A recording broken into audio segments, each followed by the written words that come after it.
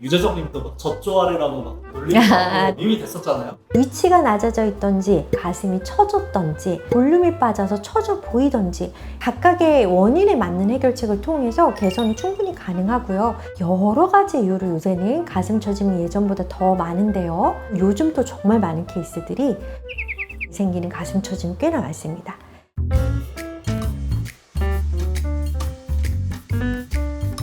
안녕하세요. 성형외과 전문의 의학박사 아틀리에 성형외과 원장 고주영입니다. 네, 안녕하세요 원장님. 많은 분들이 가슴 처짐 때문에 고민이 많으시더라고요. 남자분들이긴 하시지만 유재석님도 막 젖조아리라고 막 놀리고 밈이 됐었잖아요. 이렇게 선천적으로 조금 가슴 위치가 낮으신 분들, 처져 있는 분들도 교정이나 수술이 가능할까요? 그럼요. 위치가 낮아져 있던지 가슴이 처졌던지 볼륨이 빠져서 처져 보이던지 각각의 원인에 맞는 해결책을 통해서 개선이 충분히 가능하고요. 생각보다 간단하게 개선되는 경우들도 있고 큰 수술이 필요한 경우가 있고 간혹 흉터라든가 이런 것들을 줄이기 위해서 보형물이 사용이 필요한 경우도 있고 그래요. 대부분의 경우는 적절한 해결책이 있거든요. 여러 가지 이유로 요새는 가슴 처짐이 예전보다 더 많은데요. 가슴은 어쨌든 봉긋하게 앞으로 나와 있는 구조물이잖아요. 근데 이제 가슴 조직 자체가 너무 느슨하거나 약해서 사춘기 때 가슴이 커질 때부터 가슴이 처져서 발달하시는 분들도 꽤나 많아요.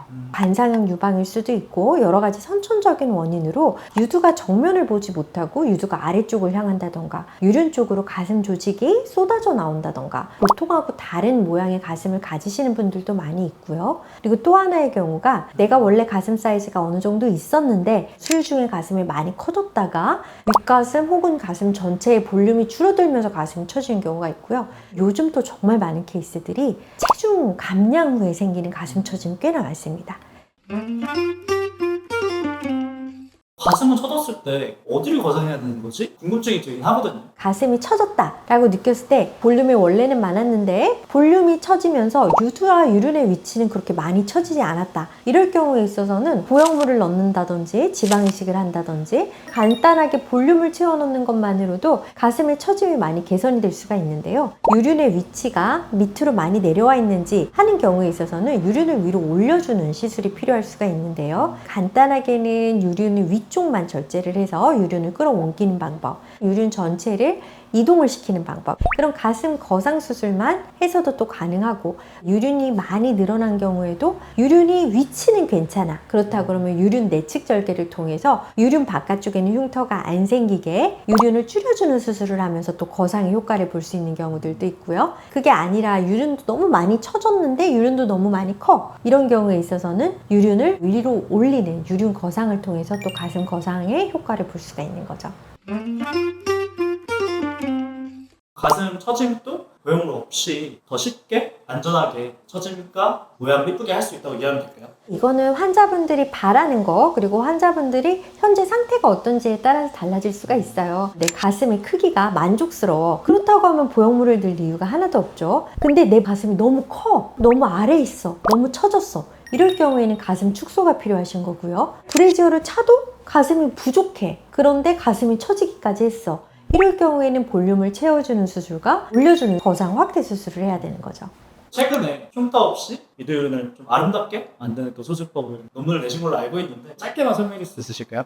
유륜을 거상하는 방법에 있어서 기존의 모든 거의 대부분의 방법들은 유륜 바깥쪽 절개를 통해서 유륜을 이렇게 동그랗게 오려서 위로 올리는 수술이라든가 줄이는 수술을 하다 보니까 유두가 편편해지기도 하고 다시 유륜이 늘어나거나 이런 경우들이 상당히 많았거든요. 그렇지만 유륜 바깥쪽으로 동그랗게 생기는 흉터는 사실 부담스러울 수밖에 없거든요. 그렇기 때문에 유륜의 위치가 너무 아래쪽에 있지 않는 경우에 한해서는 유륜 안쪽에서만의 내측 절개를 아주 정밀하게 꽃잎 모양 그리고 지금 요번에 발표했던 왕관 모양 이런 여러 가지 디테일한 디자인을 통해서 유륜의 사이즈는 줄이면서 유두의 선명도는 올려줄 수 있는 이런 수술들도 있거든요. 그런 수술들을 통해서 보형물이라든지 유륜 바깥쪽의 흉터라든지 이런 게 없으면서도 유륜의 모양과 크기를 좀 개선하고 동시에 약간의 유륜 거상의 효과도 볼 수 있는 이런 수술법도 있으니까 본인한테 맞는 경우에 있어서는 굉장히 좋은 결과를 가져갈 수 있죠.